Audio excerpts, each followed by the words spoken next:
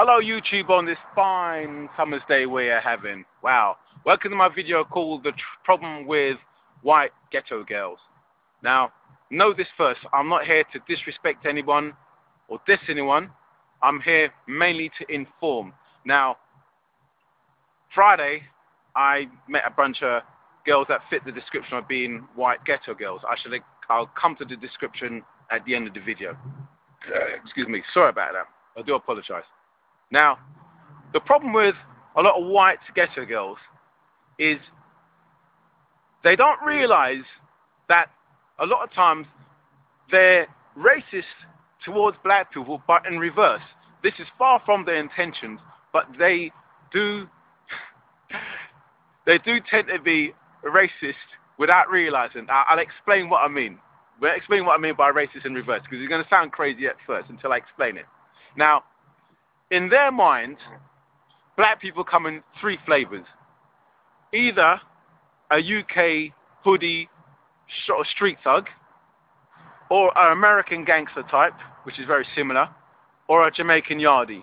Anything outside of those three stereotypical tick boxes, so to speak, they class as not a real black person. They class that as a bounty bar. So if you're a black guy who's well articulated, appears quite well educated, and speaks very well, in their mind, he is a bounty bar. Now this is where it's an insult to black people, and this is where it's being racist in reverse, because what they're actually saying is, there's not much to you black people.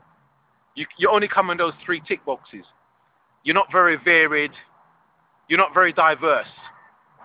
Whereas, if you watch a TV program like Big Brother, there's numerous amounts of white people on there who are completely different to each other, but no one questions that. It's okay for white people to be diverse and versatile, but it's not okay for blacks, unless they fit into that stereotypical mode I just gave you there, you know? So, the point I'm getting at is, I give black people a lot more credit than that, you know?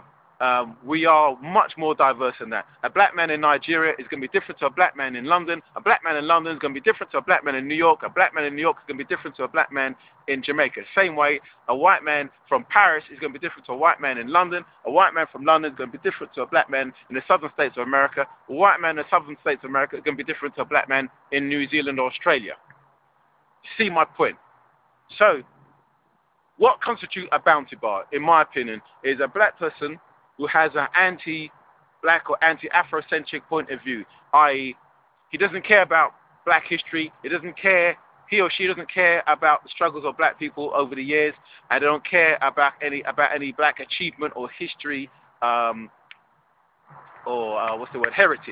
like that.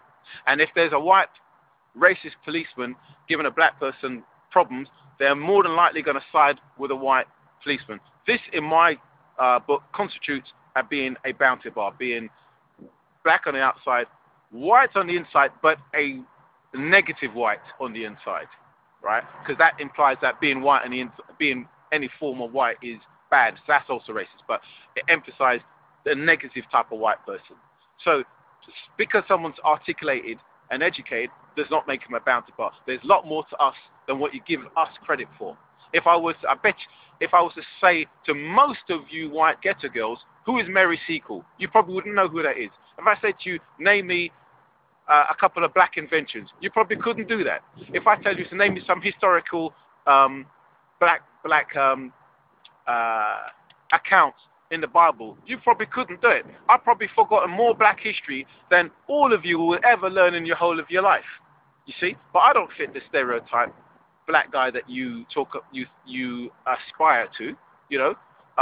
There's more to life than carrying a bit of spliff in your back pocket and walking with a lip and speaking broken English, you know. That's good for you, but that's not good for the rest of us, yeah?